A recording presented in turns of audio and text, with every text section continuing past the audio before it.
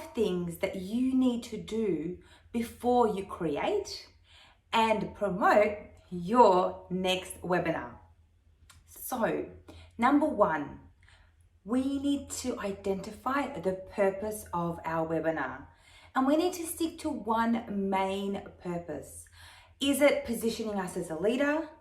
Is it for lead generation? Or is it to create sales? Underneath that, once we've chosen what is the purpose of this webinar for us in our business, not the purpose of this webinar for our attendees, but the purpose of this webinar for us in our business. Once we've identified that purpose, so it might be our purpose is to really gain some brand awareness and position ourselves as a leader, a thought leader. It might be around really to build up our database and get as many new leads in as possible. It could be a way to be able to re-engage our current clients and get them to purchase our next product. So we need to identify a purpose for our webinar. Then we need to think about the logistics. So logistics are things like the date of the webinar, the time of the webinar, the price. Is it going to be a free webinar or is it going to be a paid webinar?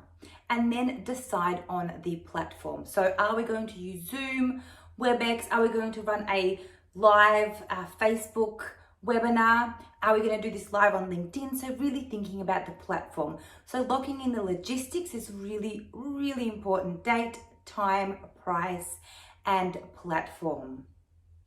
Then we need to lock in our speakers, presenters, facilitators. Even if it's yourself, we need to lock that in and then gather information.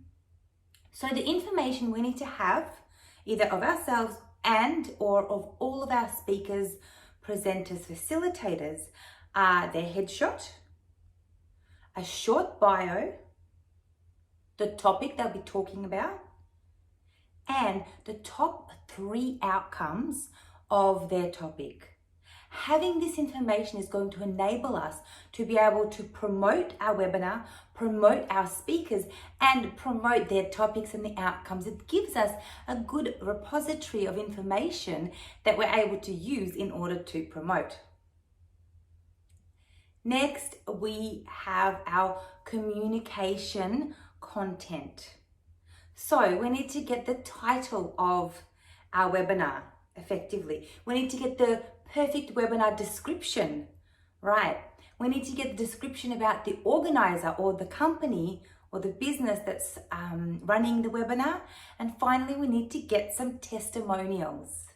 Having these communications is going to be able to enable us to create a great landing page for our webinar, whether that is on your Facebook event, on Eventbrite, or a landing page on your own website. And a good way to set that up would obviously be your title, your description, then a bit about the organizer, and then some testimonials. These will really help us to position and promote our webinar. And finally, our graphic. So what is the header of our webinar going to look like? What are we going to use in our promotion material?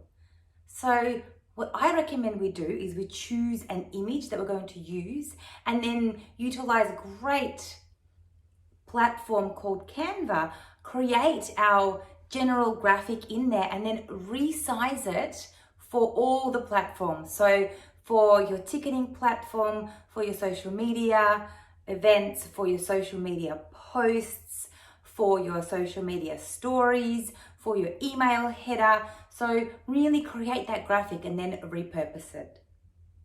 So those are the 5 things we must do before we create and promote our webinar.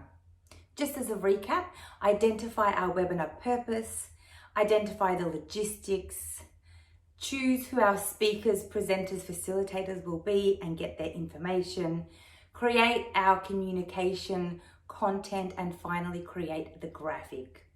So there you have it. These are the things that we must do before we promote our webinar. These are the basics. Thanks again for tuning in to another Wednesday Wisdom. As always, it's been a pleasure to have you join me.